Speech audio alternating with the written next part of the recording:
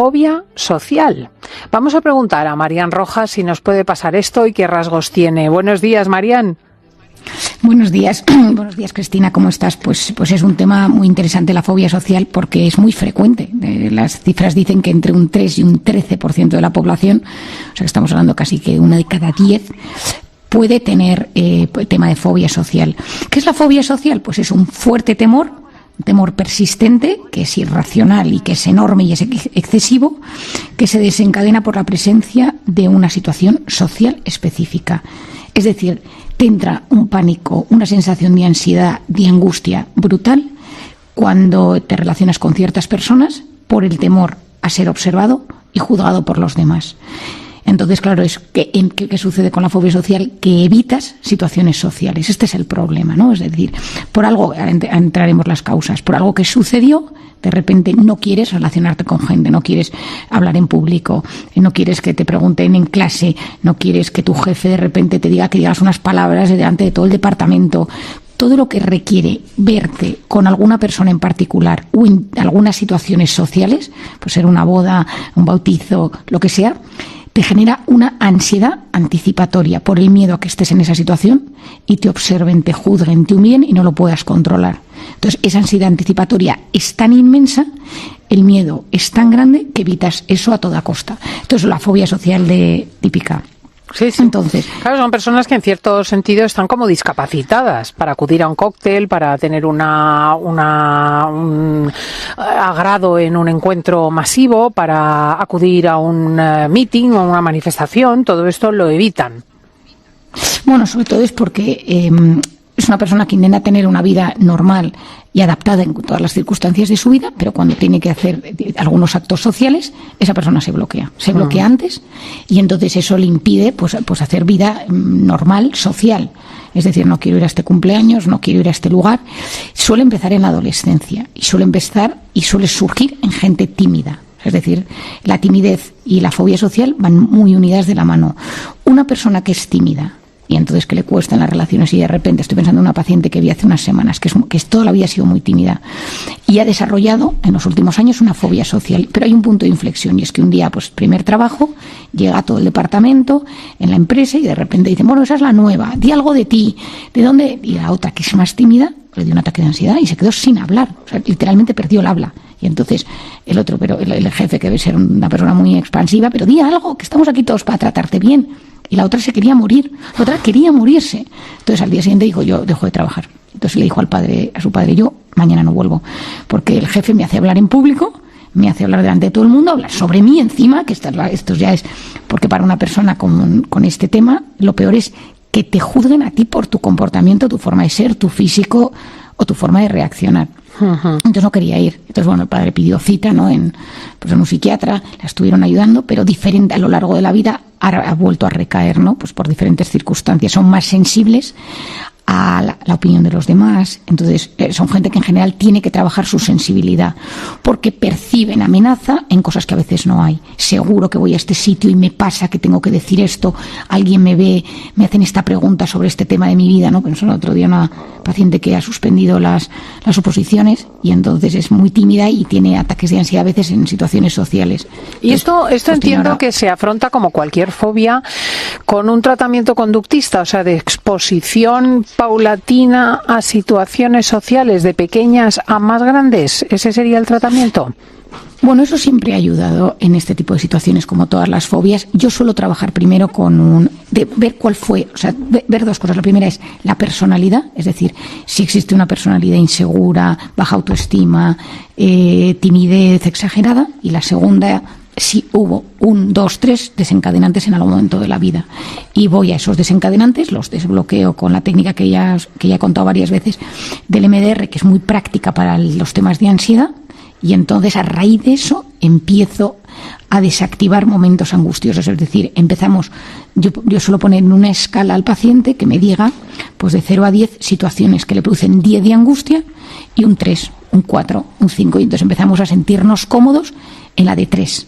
Luego en la de 4 y con una mensajería mental en la que yo me voy hablando bien, ¿no? Voy diciendo, oye, esto lo voy a conseguir. Porque la fobia social, esto es un tema importante, Cristina, va muy asociada a un discurso mental muy negativo. Seguro que te vuelve a pasar, seguro que te juzgan, no vas a ser lo suficiente, te vas a bloquear. Y entonces, la predisposición negativa a una situación influye poderosamente en el resultado, porque nuestro cerebro en las situaciones previas activas partes de su cerebro para que esto suceda. Entonces, cuando tú vas en modo malo, al cerebro es mucho más fácil que todo salga en malo. O sea, hoy en día tenemos clarísimo y sabemos que cuando la voz interior es mala, esto influye poderosamente en cómo nos tratamos y cómo pensamos que los demás nos tratan.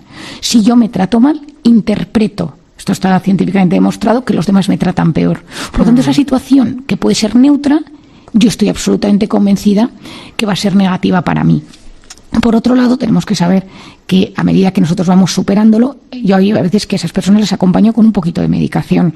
Es decir, situaciones que han sido o que son especialmente, pues estoy pensando hace poco en una boda, el padre que tiene fobia social tenía que decir unas palabras en la boda por un tema, y entonces, bueno, pues dar un poquito, a veces hay que dar medicación ansiolítica pura y a veces incluso algunos bloqueadores de las taquicardias, como pueden ser el Sumial, ayuda a que en esa situación no te bloquees, porque una de las cosas que pasa es que cuando tú empiezas a notar la taquicardia, la sudoración, el cambio de temperatura, esa sensación física previa a la mental, porque tu cuerpo a veces oye antes que tu mente el miedo que tienes, pues al activar toda esa cascada física, la mente empieza a bloquearse muchísimo y las sensaciones de gran angustia.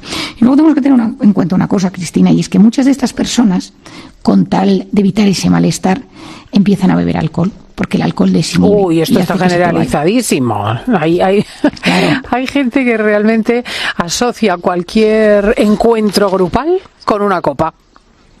Totalmente. Entonces dice, bueno, yo me tomo una copa antes, esto es un clásico, y entonces así lo gestiono, ¿no? Yo tengo que decir unas palabras, yo tengo que, lo que sea, ¿no? Y entonces, ¿qué pasa? Que mucho consumo perjudicial de alcohol, a veces hay que tener en cuenta que debajo hay un tema de timidez exagerada o de trastorno de personalidad evitativo, como se llama en psiquiatría y en psicología, o en una fobia social, en una angustia, y entonces te tomas el alcohol. Y entonces hay que tener cuidado porque hay muchas personas que en este entorno de repente empiezan a beber alcohol y entonces ese consumo luego es peor, porque claro, esa desinhibición no es natural. Entonces tú ves ahí algo raro y luego viene el bajón post y la persona se siente culpable porque dice, yo he dicho cosas que no debería haber dicho.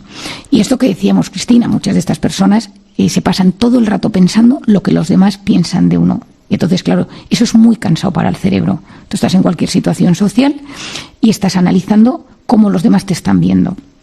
Y entonces, como tu criterio no es bueno, porque vienes con una fobia social, un estado de alerta y esa voz interior negativa, que es un cóctel perfecto para hacer una mala interpretación de la situación que tienes delante. Y porque hay personas a las que les da exactamente igual lo que los demás piensan de ellas y otros que tienen este discurso tan pendiente de lo que ocurre o de lo que ellos creen que ocurre. Porque normalmente la gente no se preocupa mucho de los demás, ¿eh? Bueno, yo creo que la gente a veces no se preocupa suficiente de los demás, es decir, hay pocos buenos cuidadores, que me encantaría que la sociedad tuviera gente que cuida más y mejor, porque, bueno... No, pero me refería más bien a que a veces pensamos que las personas están muy atentos a lo que nosotros hacemos o el juicio que merecemos y realmente están a otra cosa, están a lo suyo, que es lo normal. ¿Sabes? Uno no despierta tantos recelos ni tanta advertencia por parte de otros.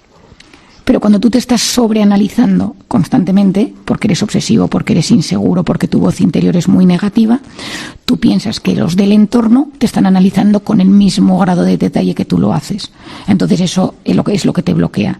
Cuando tú eres una persona mucho más sencilla con tu propio análisis y dices, bueno, chico, yo hago lo mejor que puedo, ese concepto de uno mismo sano, es decir, creerse que somos lo que somos, pues gente que hacemos las cosas lo mejor que podemos, tenemos cosas que mejorar, pero tenemos un buen trato con nosotros mismos, pensamos que las personas nos tratan de esa forma equilibrada, pero cuando nosotros nos tratamos con ese análisis minucioso, nos hablamos mal, estamos constantemente juzgando cada cosa que hacemos, avanzando algo negativo que nos va a suceder, eres culpable, no lo hiciste bien, te han mirado mal, te han humillado, tú automáticamente ves que los demás lo hacen igual.